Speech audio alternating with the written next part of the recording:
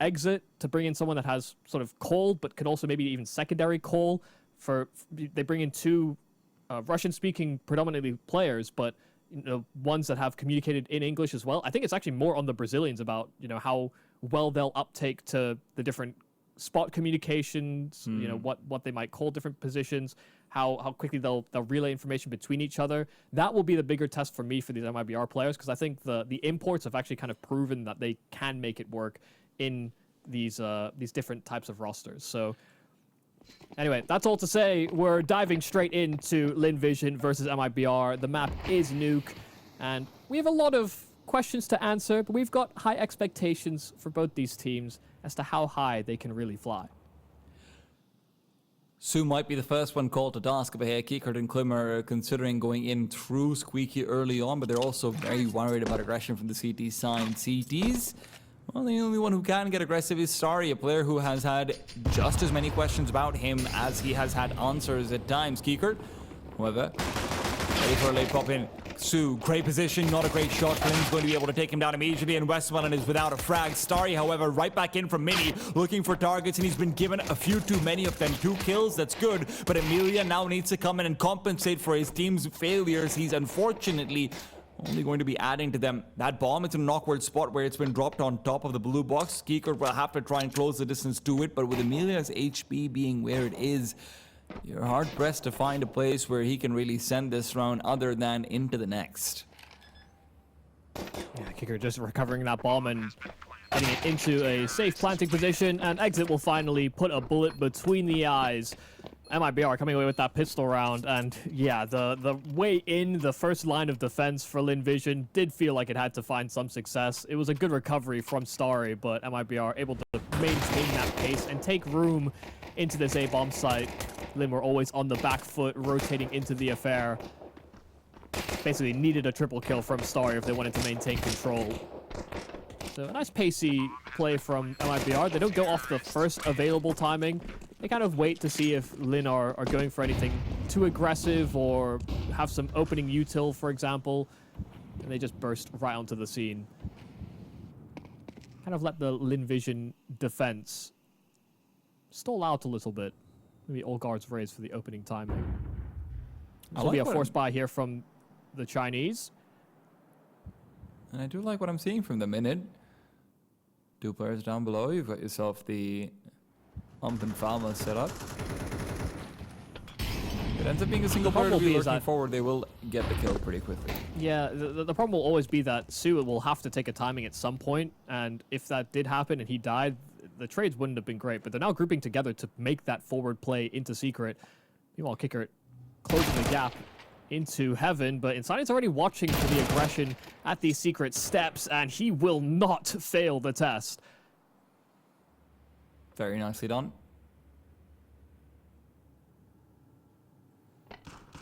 There were times where I feel like Insani might be even the best rifler in Brazil. But he's struggled to keep the form in some difficult spots and difficult matches, which is why I'm no longer in that conversation. Would really like to be back in it. Great round from MIBR as they clean up the force buy without losing a single player. Yeah, and Insani is a very curious topic because, kind of the same way that I would talk about players like Nerds, actually, kind of a do-it-all player at their height. Can be an aggressive opener, can be a pretty ridiculous clutcher as well. And when you saw him against domestic teams, he would just run rampant. Yeah. But I think it's partly testament to some other teams also improving how quickly they move for trades. But, that hasn't always necessarily worked in every iteration of MIBR. He has recovered form as of late, though. All this damn restructuring. Well, he's just had his head restructured. And not just the one star, he's always good with a deagle.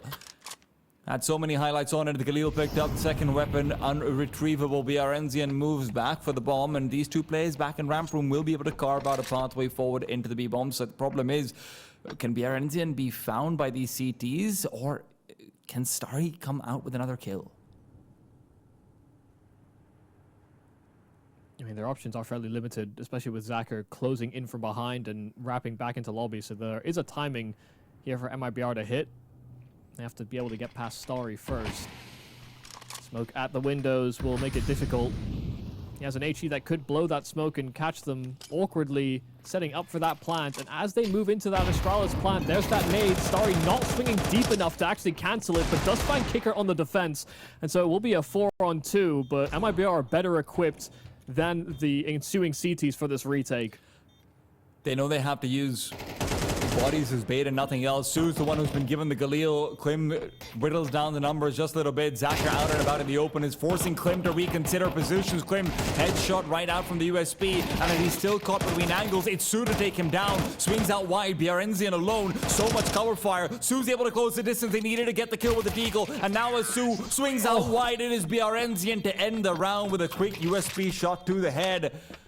MIBR lose out far more than they bargained for in that anti-eco. And that's what's so good about this, the way that this team has changed around. Talk about BRNZN and his inability to sort of necessarily have a comfortable fit. He's actually delivering in those types of moments. These late round plays, even in the mid round, feels like he can be more of a threat than he was in previous iterations. Really nicely done from BRNZN, making that sure that round doesn't fall out of their hands, because that was not up against premium weaponry. Lynn are now going in with a premium buy. AWP for Zacher is out. They will not have a corresponding AWP on MIBR's side. Took a lot of casualties in that last round, but also we talked about that lack of urgency from players like Klim to pick it up.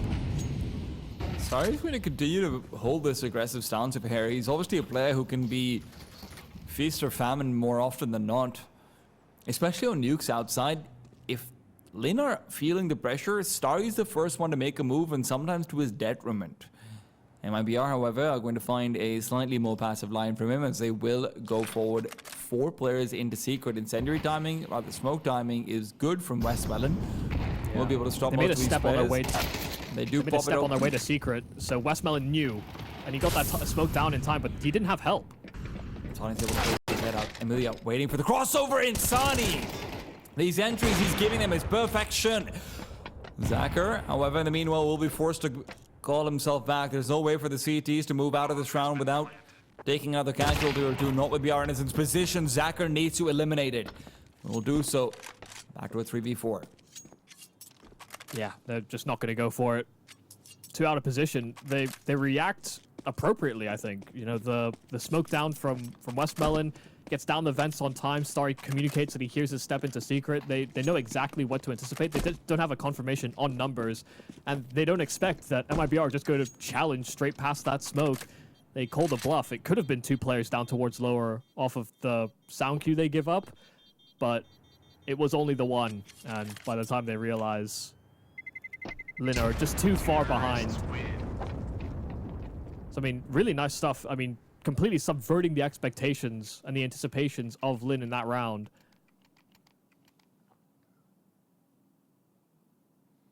It's nice that there's sort of, this is still a one-sided start for one team, but the reactions are a little bit more logical. Yeah. They're a bit more in place. That first game maybe throws us a bit off kilter in terms of what to expect from the games we have ahead. Virtus.pro, of course, did not deliver, but where the bear will struggle, the mountain lion will at least put up a better effort. Not just that, the mountain lion has to put up a defense. His territory is being impinged upon again and again. BRNZN and exit, great entry. Zacher's grenade is what gives them back the second kill of the round for him. 3-on-3 and MIBR, I mean, they don't really have any more utility for this post plan. Emilia is going to come to replace Zacher. Zacher gave out sound cues, so they might not be fully ready for this. The flashbang betrays Emilia's position. He's happy to make noise. A double swing might be necessary. Starry's not in a spot where he can do much without assistance. He's worried about Starry being outside. Zacher will drop down, let Emilia swing out wide off the back of him, and now cover off from Mini, while Emilia does the same for BRNZN's position. BRNZN swings out wide, good for a kill despite his HP, but he will be taken down. Zacher with 3 whole kills, and dare I say, a big contribution in another one. Yeah, no, absolutely. The first 2 kills stole MIBR long enough that Lynn Vision are able to kind of get access to those vents and hold onto it as another way back on the retake. This is a bit confusing from MIBR. They rush in to get the plant. Insani is still on top of main outside and is in no way able to contribute to this after plan in any meaningful way. He has to drop down. Starry hears him as he's doing that. So his element of surprise is not even really a consideration. It's a little curious that Insani stuck around that long instead of trying to play first when his position wasn't great to the site. But Lynn Vision don't miss a beat. You know, very brave move from Zacher leading out with that AWP. Starry's getting a move on inside the lower tunnels while BRNism does the same on the upper bomb site. This is going to be a battle of timings. If Starry's able to find the skill on Insani, it would be a big boon. Molotov to prevent that from happening as BRNism realizes there might be a window for him to start making a move forward. Su smokes off the squeaky doors but is not aware of the fact that BRNism's already in and through. Westmelon can't stay alive, but you can't say the same for Starry, who reveals position with a kill only to have his own life taken away. Westmelon keeps it even. BRNism found and brought down when he wasn't expecting that secondary player to be in mini after Starry revealed position, but Zacher is now on the site, as is Kikert with the bomb. Yeah, Kikert heard Westmelon drop down the vent, so they've called Insani back. Kikert's taken space. They know that there's a player down towards B, and there's very little that Lynn can do to react to this, aside from Westmelon diving up those vents, especially with Zacher being Molotov'd off. It's going to be a similar position. Zacher and Amelia up top together, but without a smoke to segment them. It's only a grenade. It's doing good damage as well to the both of them. Almost full. Westmelon makes a move on, but he's already lost a teammate while he's done so. Zacher drops down, takes damage doing so while he loses his captain. Oh, captain.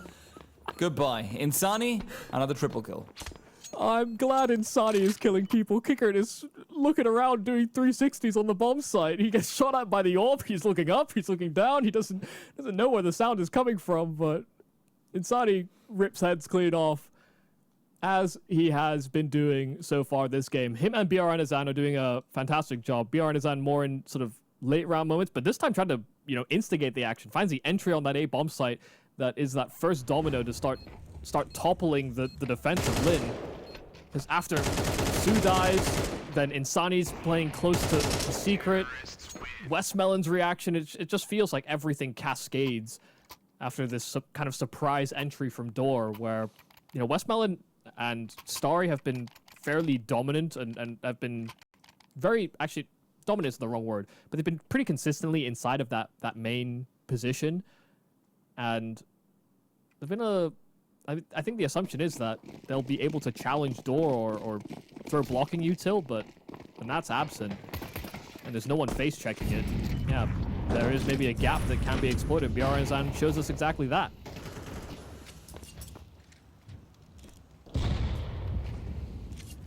Double up now out for Lynn.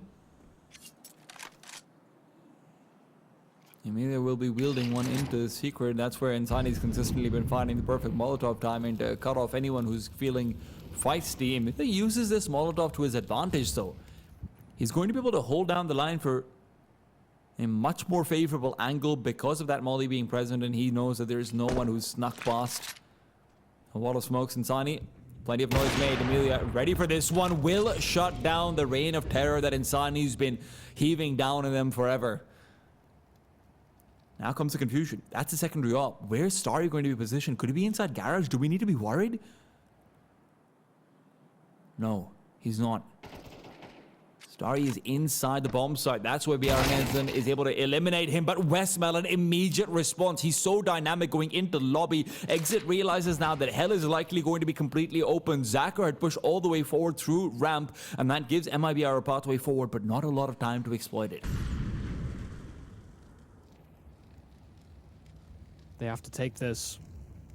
It's open runway, and they can find themselves into that B bomb site should they decide to go down ramp, but Emilia will be there to contest it, and he should have reinforcements coming his way fairly soon. Molotov into the heavens there, thrown by Westmelon. It doesn't hit the mark. And while Emilia tries to take position, he opens the decon door just as they're starting to emerge down that ramp, just outside of earshot. They need to cover this, and that ult of Emilia has to swing out wide enough to cancel, but he can't hit the shot. Gets a chance at it. Man advantage still here, held by Lynn. And they can keep applying pressure. The instant snapback there from Kikert, and Clint combines with that AWP. And fighting from dark, the AWP of Amelia trying to drag attention away, but they just cannot connect on shots. From a man deficit, MIBR find the open sight, and they'll find a 6th. I mean, it's great responses for Lynn to actually get themselves the advantage, but the problem is they just don't have any eyes on an outside. So Emilia feels so pressured that he has to always be keeping an eye out. Hey, what if they're coming in from here, there? And at the end of the day, he isn't an AWPer. He's not even necessarily always a player you watch out to be that secondary. Starry known to pick that one up from time to time. So down below, difficult shot for him to hit to deny the plant or to get a further advantage, and he's just not able to do so. Great kill from Kikert, by the way. That spin to win. Ooh. Good stuff. Heard the door open, and that's all he needed to know. I'd have been struggling with audio cues before. That one is pretty clear cut. Yeah. I'm not great at sound effects, but Insani's great at shooting, and he continues to display just that. Oh yeah, he's ripping it up outside. 9 and 4. I think this is becoming a big issue here for Lynn Vision. I was expecting maybe a slower start, but they're encountering a lot of problems. With not only containing Insani, but you know, if outside and the top site feel like they're a given entry each time, we're in for a bad time on the defense. It's a good kill for Amelia to find at ramp. Could get his hands on a rifle. Not really sticking around too hard to fight for it, but Amelia swings wide. Yeah, I thought you were talking about the problem of one-sided maps starting to kick in a bit too much. Oh, I mean, this could be another one, yeah, for sure. You know, 13-1, 13-2. The Liquid GamerLegion game did seem like it was a bit closer. Yeah. But, you know, we've set a fairly low bar to the opening round of CAC. And it's not been the teams from overseas that often have to the complaint and often have the consideration of jet lag, changing time zones. Yeah. The Huns were the first ones to get 13-1. Wonder if Lynn will give them company. Look, it's a long way from Beijing to Shanghai, okay? I'm just saying. Yeah. I don't actually know if Lynn Vision are in Beijing, by the way, guys. It's just a bad joke. Well, that's I'm not sure a bad there's shot. somewhere. Zacher starts off strong. A good advantage to be gained. Emilia, to be put to the test, but he's not gone unaccompanied. Sue, nearby, as Emilia will actually be closing the distance into the smokes. No, an incendiary down will force Kikert forward. Sue needed to swing out wider, and he's good for 2 eventually, but he's lost his teammates and then his own life in the process. Zacher's in the B-bomb site. Remember that first skill he got? Well, that might be all he's given access to. Has got a decision to make. Where does he post himself down? As MIBR have the luxury of time, 50 seconds, and the world is their oyster. And he's against the 2 most threatening heads of the Hydra.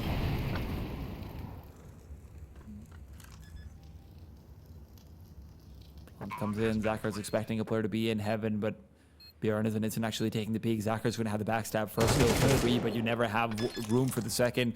Don't have a kit, don't have a smoke, don't have a chance, and Bjorn he's got everything in the world going in his favor. Zacher is going to try and gander a stick in case Bjorn is split away, but the easiest backstab you've ever seen, 8-1 for MIBR. Yeah, I mean, fantastic work. Just being able to salvage that situation. I mean, just good containment as well. I mean, they played close together on that ramp play. They burst in. They realized they find themselves in a 2v1 in almost an instant. You know, with how rapid all these trades happened across the map. They took that time to assess. They regroup and they play the 2-on-1 from there on out. No one spends too much time hunting on their own devices. They realize the advantage.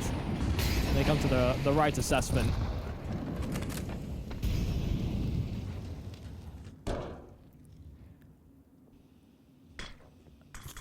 It is poetic. It's nice in a way. There it is. That Kikert has found his way onto a team, however unlikely. And it looks like this.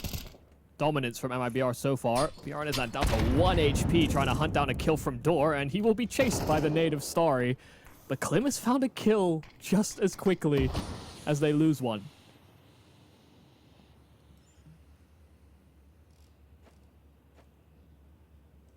Sue will be under a lot of scrutiny here. Looking like it's set up to be a topside burst.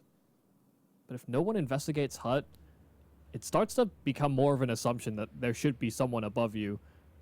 Someone from floor or heaven should periodically check it. And that's why you have to be almost constantly moving on CT sides just to keep your opponents in check. Yeah, Klim is starting to piece this one together just by holding this one position. Time is running out, though. As much as you might be putting the puzzle together, this is also about making sure the puzzle isn't just going to fire bullets at you right back. Exit makes noise. Good for nothing, though, as he's not going to be able to sell the fake at all. Klim starts speaking forward, and he gets a clean headshot. Insani and Klim don't care about their positions. They don't care about advantages. They just want to click heads. And Westmelon was on that top side with them. Just by having the presence of Exit opening that decon door, Westmelon went down those vents, and they lost that extra support that was maybe necessary to hold onto that top side. You just saw the conviction there for Klim. I mean, it's a great understanding of what your opponent is likely to do, what they're leaving exposed, and if they, in the absence of a challenge, expecting the most likely positions. Especially because, I mean, when you know Sue is on that top side, he actually, I mean, there's very few places you can play on that top side without being seemingly predictable. That's why you need sort of 2 to 3 man setups at times, and you need to be swapping between them. But when you lose one of the sort of rotationary players so quickly, things become more difficult, and created that opportunity. It's a lovely shot. Yeah, the problem is also just that, I mean, Westmelon A is clearly having such a struggle getting a read on the game, but even in positions where Sue and Amelia have been in spots where I actually don't mind their position, I think they're set up for success and whatnot, they've not always been able to get the job done. I mean, you look over towards that previous round where Sue and Amelia are in ramp, now over here. Sure, predictability is obviously there, and Klim hits a great headshot, but at the end of the day, you do need to win some of these duels as Sue, right? You do need to get at least your 1 kill as the bomb side anchor, and that's not coming in. Well, Lynn were just completely static. They lost outside control, and they're just all sitting top side or in ramp. You know, you have to do things on CT sides when you're in those deficits. You can't give all the map away for free. So 1-for-1 exchange on the crosses towards outside, but it's doubled up upon. Sue caught around the edge of the smoke. I'm not sure whether Westmelon just barely spotted BR Renaissance, completely locked in on his position. But Amelia doesn't back him up. Westmelon, good diligent clear.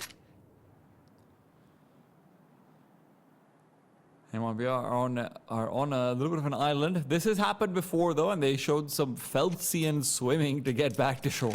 Well, they're going to try a similar route, it looks like. But if there's... I think this time they investigate heaven. Last time they went to ramp. So why not take a different branch? Well, they've probably chosen the stronger bow of this tree to climb up onto. Westmelon, like we said already, he's been having a stickler of a game. Get away from the HUD, it comes back into position. They know that he's going to be on the bomb side. Flashes end up self-blinding just a little bit. Wouldn't matter in the duel. Westmelon wins it out regardless. Second kill found, and he's got a chance to make something work for them. Klim recovers the bomb, checks just in case there's anyone there, will be able to plant it at the end. I thought there was going to be some urgency from Lynn to move fast, but they've been dead silent the entire time. Klim actually has enough room to reposition, but they're grouping up in heaven, and with this tech, he's barely hit this window just to escape, but this will be very, very dangerous. Yeah, a hard shot to hit on that AWP and a smoke landing at his feet. Lovely try. But Lynn Vision will pull themselves into a second round. No one's diving as low as a 13-1 other than the Huns today. Hey, remember, we believe in progression, right? It's a 13-1, 13-2. Hey? 13-3 coming soon. Nicely done from Westman over here, though, just using that hero AK really well. It's also one of the only rounds where we're seeing this constant motion coming out from the Chinese side. You know, like you mentioned before, they have had a tendency to go slightly static whenever they are in these full gun rounds. And the question is, can they move past that tendency into success? I wouldn't even say it's necessarily a tendency. The times that they have tried to be more aggressive, Insani has punished them. So, you know, this time, finally something goes their way on the start. Starry aggressive, and they deal with Insani, who has been a problem. Klim moves in through the smoke. Starry does the same with the help of a flashbang, but Krimble already bots it. He kills the flashbang deployer. Starry will find the revenge through the smoke, but now he has so much to do. Both players outside of Mini, Westland and Starry are cut off by the smoke. BRNison is trying to trade fire with a player who's already kind of low, so he knows he has the advantage. Lynn thought they started this round off perfectly. Yeah, the reaction seemed almost too fast for this to have been a reaction just off of seeing that Starry nameplate, but MIBR find instant trades, instant entries onto this top side. So it's a desperate effort back in. Starry will hit that first headshot. Westmelon combines with him, and they'll find every single kill. MIBR might have had a man advantage, but they had Lynn Vision had the better shooters. A 4-piece from Starry to get a third round on Lynn's defense. The absurdity of that round, I mean, Starry starts off, finds the aggressive piece, and Insani was being given the run boost. That's awesome. Then Klim moves in through the smoke, and in doing so, not only does he avoid the flash thrown by Zacher, he also just kills Zacher, who's not expecting anyone there, because obviously Starry just cleared that out, right? You end up in a 2v3 man disadvantage with full information given over, and then Starry repositions all the way back up to heaven to be able to find those 2 instant headshots. That is... Yeah, I mean, that's just not how rounds are generally won, but Lynn Vision, they'll take it. Not generally how Lynn Vision win rounds either, really. If we're thinking about the types of wins that Lynn pull together, it's very much a trial by committee. They, you know, they push and pull. They're kind of spread across the map. They're good mid-rounding. They've been getting out-muscled, genuinely. The output from MIBR so far this game has been excellent, and there's been very little in the way of excellence for Lynn Vision on the same front. Just to get that little spur on from Starry could provide enough of a window, I think, for Lynn to maybe come back into this game. Let's not mince our words, so MIBR 9 rounds with the T side, the best you can ask for. Absolutely. It's going to be a passive look on the ramp side for the CTs, as they have largely left it relegated to, well, thin air. And that ain't doing much defending. Klim comes back in for a late round peek, as they're going to be giving up all the information. Lynn Vision down on the B-bomb site will have to try and fend off a retake attempt. Exit early, or door open, and he has received the goosh. Emilio closes the distance, but he doesn't realize how many players are coming in his way. Will now be faced with 4, closes the door behind him like a gentleman.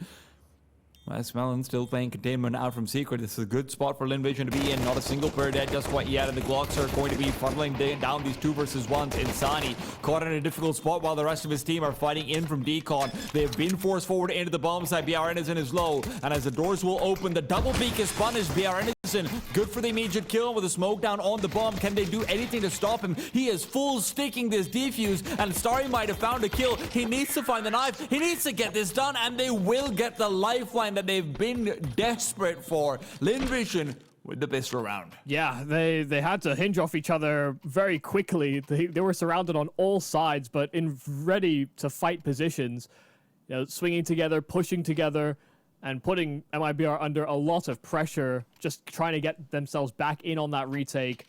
And even with the smoke that was down, just not enough resistance from those outside of it to stop them from hounding down BRN inside of that smoke. If they had a kit, though, there was a real possibility. It's not something that MIBR accounted for when they went in with that pistol round. Given that they have a lead, given how this game has been going, a forced buy here on CT. It's also the buying pattern that should allow Klim to get his hands on an AWP. watch that about it. Clear cut. It is getting to the bomb site, and unfortunately, Kiko getting 2 kills was not part of the plan. Starry, his response is limited, and they're going to find success limited as well. Kikert, that's how Sue was supposed to be getting kills. Kikert is giving us a masterclass. Well, it's a double bait as well. Klim is above Kikert. Kikert dives off of the hut after it's Molotoved, and they think that they don't have to worry about that top side anymore. You look at where Klim is positioned, he's right above. He's dodging flashes, and with Kikert disrupting that initial brunt of the aggression, Klim is preoccupied with Dora, realizes there's no one there and that he can just sweep up the remainder that come out of hut. It's great positions from MIBR. They gamble heavy on that top side with those SMGs, and they're rewarded for it. That's the side of a guy who is incredibly happy that the force buy strat that he thought up has worked out well. I mean, it was, yeah, near perfect. Yeah. Lynn, who were corralling the troops, trying to tell each other, hey guys, we won this round, we can make this work. Now have to take a force buy away. Insani through the smoke. The Galil never looked so good. Well, listen, maybe for Brazilian fans, this will be a bit bittersweet winning against a team like Lynn Vision. We saw those great interviews with Amelia.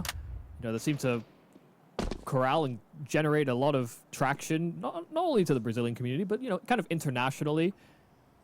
Amelia is another piece of that puzzle that hasn't really demonstrated a lot here on this map. Yeah. And he's been really a big part of their recent rise, you know, as teams like the Mongols and behind them TYLOO have started to maybe distinguish themselves with either more aggression or a change in style. There are reasons to be more confident in those teams. Emilia was a part of that for Lynn Vision as well, on their rise and some of the performances that they've put through. I'm sure Brazilian fans are just happy that MIBR are able to demonstrate that same domination they do domestically as well. There's one thing I've learned about the Brazilian fans. It's from Rio when Furia went up against Cadian's Heroic. Sure. Brazil loves Cadian, but they love Furia a whole lot more. Oh, yeah. Yeah. Listen, you might be a friend outside of the server, but you're still storming our gates. In this case, a little bit of vice versa. Vision, of course, without a crowd to spur them on. But right now, they don't have much spurring them on regardless. 4-11 down, and you have Deagles as your best chance, and Starry, the best man to wield them, is already down.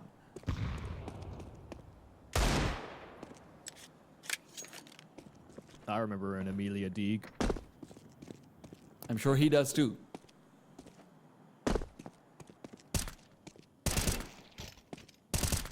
I'm sure he does too. Yep. I didn't see it, but I remember it.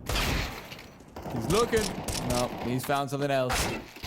Insani and Exit will restore sanity as Sue is unable to double up on that opportunity. Zaka closes the gap. But the real gap is around score, and that's not going to be closing anytime soon. Not with the way things are looking. Zaka would have to hit some absolutely horrendous shots. Illegal digs, and fortunately he is a man of legality. Yeah, I mean, a very dominant looking game here for MIBR. A couple of close calls, some clutches, some bailouts in mid rounds, but showing a class to them here on this outing versus Lynn Vision. Gonna have to really see what Lynn are made of if they want to make a massive comeback here. 12-4. Need 8 rounds straight just to threaten an OT. I believe it took. Of course, will be going up against GamerLegion in the lower bracket as well. Not an enviable position to be in. Wow, this is a very all-in call. They even missed the waterfall smoke into main, but that doesn't deter them from continuing down towards secret. This is a gap, something that they may have recognized from viewing the demos here for MIBR, that they maybe leave this open because it's very full committal. They catch Klim on the rotate. Bomb's gonna have a struggle. We're actually moving over if Insani stays alive over here.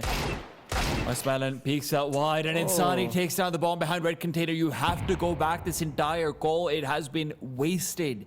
Zacher needs now multiple kills, and he won't even find the one.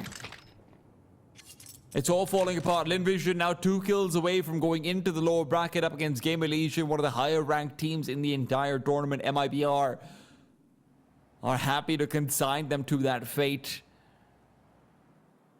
as they themselves will look forward. 45 seconds left, as Lynn are terrified of even making that crossover to pick up the bomb. They're so convinced that they're going to die in that process, they have to double up. An Incendiary into Mini will reveal their intentions and the plan of actually going back to pick it up. Insani, of course, low from early exchange, is taking a more defensive posture. They don't even feel safe going back down the route that they'd already cleared out. Starry does finish off Insani, though, in that low health. But they need to get past Kicker, and it's a flub spray. Starry able to adjust in time. BR Enizan in from heaven, arriving right on time. While that bomb is urgently picked up by Starry, it's all about whether he sticks it or taps, and BR Enizan will not sail out from heaven. Health advantage for him. He's had a stellar game so far, but as has Starry, but that clutch just eludes the Chinese. It will be MIBR to wrap things up here in their opening round. 13-4, a dominant showing versus Lynn.